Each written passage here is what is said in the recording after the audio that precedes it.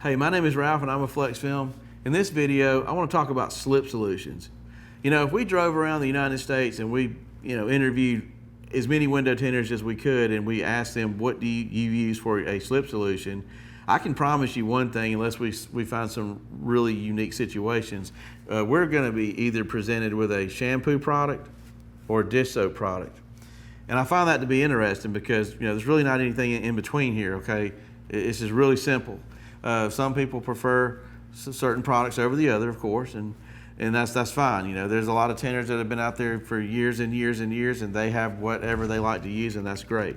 But let's say you want to deviate from going into the Dollar General or Walmart and buy some shampoo or some dish soap, and you want to buy some specialty product to tint with. The question is, what are you getting, okay? I can't really speak for anybody else out there that's marketing a private tint solution, but I can speak for myself or my company. If you buy a product from us, you're going to either buy, now we have two products in our offerings. You're either going to buy a shampoo based product or a dish soap based product, okay? There's no other new ingredients that have emerged in the world that we can use that nobody's figured out yet. To make this special product. If you believe that, then somebody's probably lying to you. We're going to take a shampoo type formula, and we're going to notice that in the shampoos you're going to see ingredients that are conditioners. Okay. There's no reason for a conditioner ingredient to be in a window tint solution. So when we've had our solutions manufactured, we just took those out. Where there was a void, where there should have been a conditioner if it was a shampoo, we've actually just put more of the necessary ingredient that we would need for installation and made it more concentrated, and that's what we offer.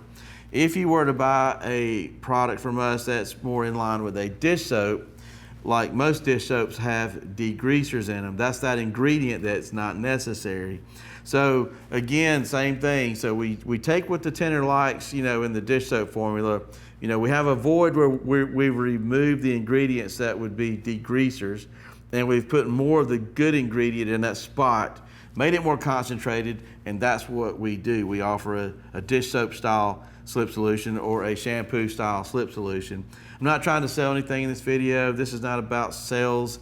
I'm just trying to help you guys process, okay? Either you can go to the store and buy dish soap, or you can buy a shampoo, or you can go to anybody out there that's saying, hey, we have a specialized slip solution and you can pay more money for it, and this is our product. Now, either it's going to be a shampoo product or it's going to be a dish soap product. That's my point.